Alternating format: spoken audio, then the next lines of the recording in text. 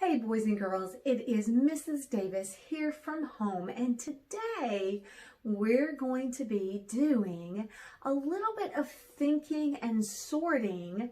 We're going to be focusing on reading and writing. Yeah, we're going to be putting those two subjects together, and what we're going to be thinking about today is the difference between fiction and nonfiction. That's right, fiction versus nonfiction. So before we get started with our activity today, I want to tell you a little bit about fiction. Fictional stories or texts are texts that are made up by the author. They're not true. And then nonfiction text or nonfiction books are books that teach, inform, and explain about real people, places, or things. Now, today's activity is for us to think about the different features that each of these categories of writings can have. So we call those text features. Categories, characteristics that you would find in each type of book. So fiction stories, they're referred to as pieces of literature. Nonfiction stories are informational. They inform us and teach us. So what we're going to be thinking about today is we're going to categorize different text features under the heading of fiction versus nonfiction. I'm going to need your help. Sad to say, we're not at school and I can't ask for volunteers to come and sort the features for me. I'll have to do that here at home, but I do want you to be involved. I do want you to help me out.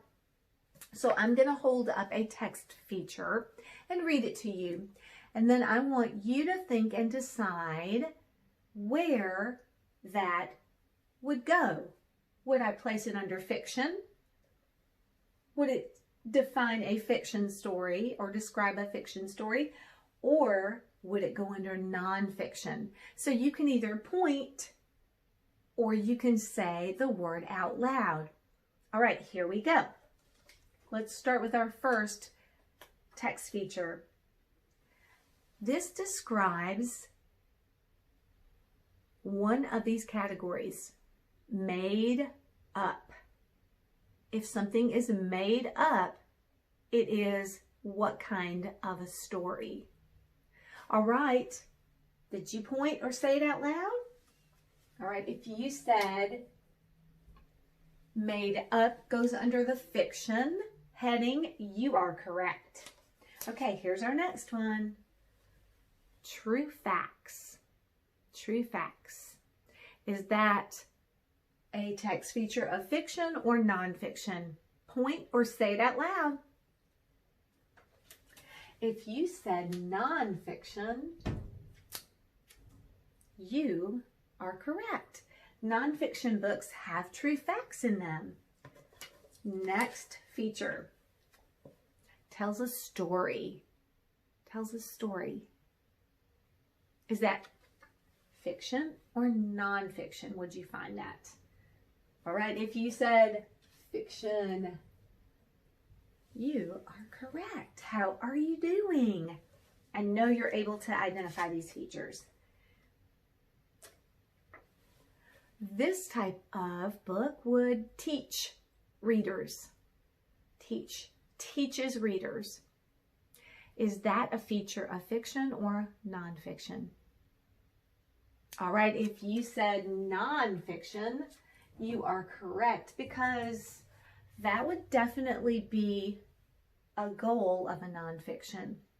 All right, here's our next feature. Entertains readers. Entertains readers. All right, where would you put that if you were sorting it? Oh, yes, that is definitely a goal of a fiction story, is to entertain. Okay, let's see. Let me grab this one. Has a beginning, middle, and an ending. Which type of books would contain beginning, middle, and endings? All right, if you pointed to or shouted out loud fiction, you got it right. Good.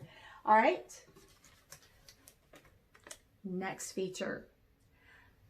Has characters, settings, problems, and solution. Would you find those things in a fiction story or in nonfiction? All right. Point or say it out loud. And that feature, those features, fiction for sure. Definitely a sign that you're reading fiction. Here's a good one. I know you're going to get this one right.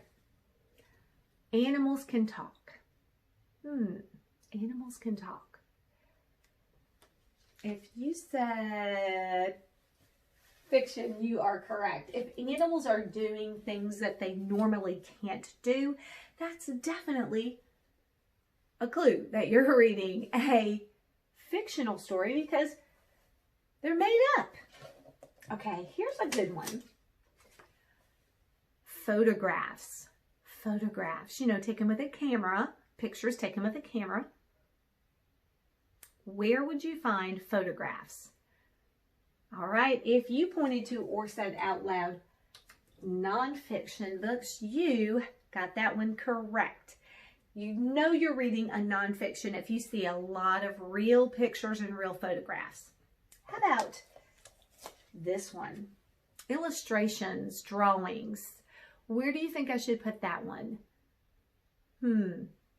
Would you find illustrations in fiction or nonfiction? What do you think? Well, I know for sure I can find illustrations in fiction stories, but you know what? I can also find in non-fiction stories, there are also times that they will have drawings or illustrations. So I'm going to go ahead and put that text feature right in the middle because I really think that one applies to both fiction and nonfiction. So I'm just going to put that in the middle. Okay, we've got a couple more. This kind of a story you should read in order. Read in order. Do you think it's important to read fiction stories in order or nonfiction? Fiction or nonfiction? All right, this one is a really good thing to think about.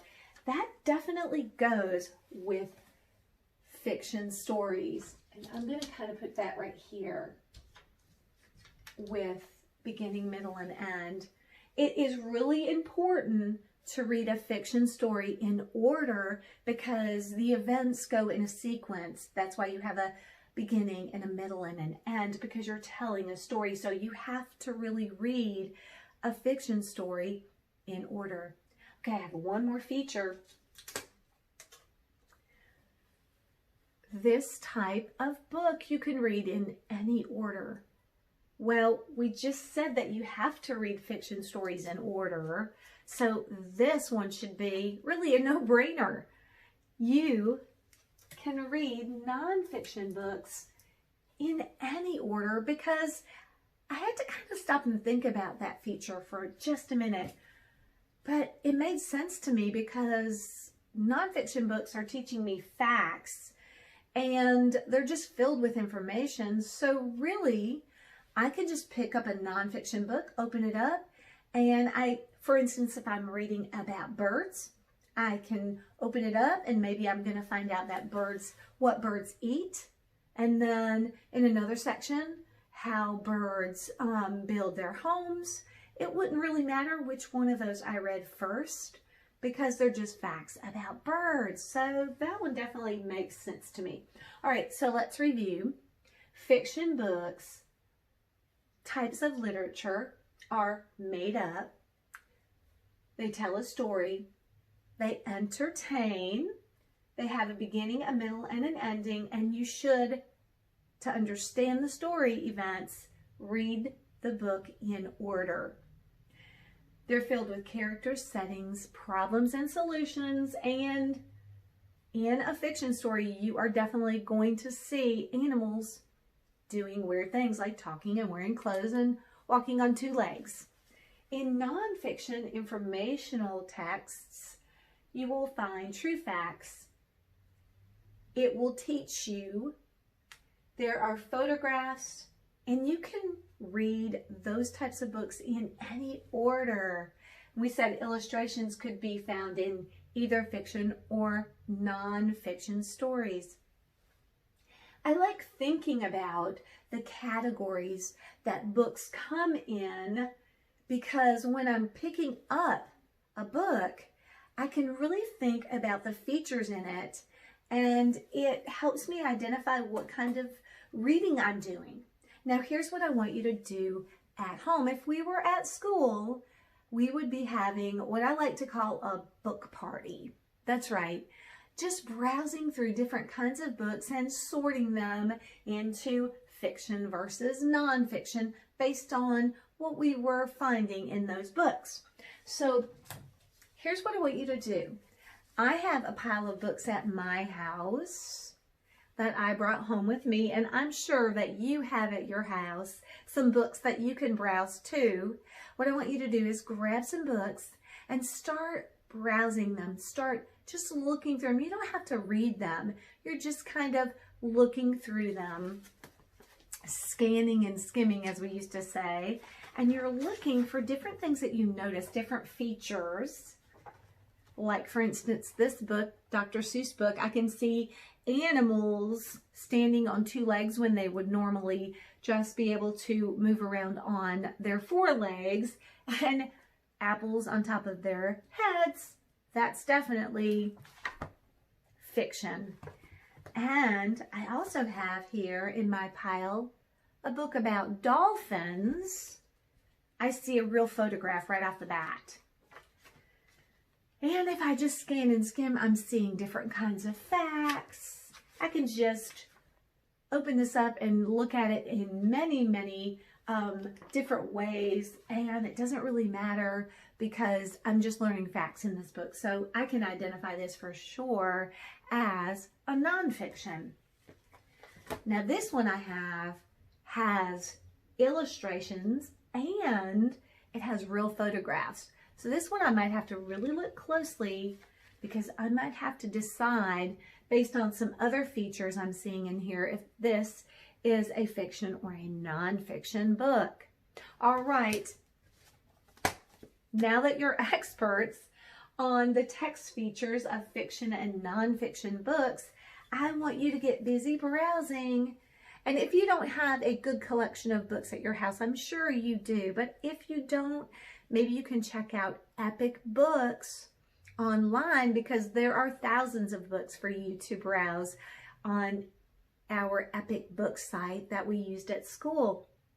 All right, we will continue our study of fiction versus nonfiction in another teaching video.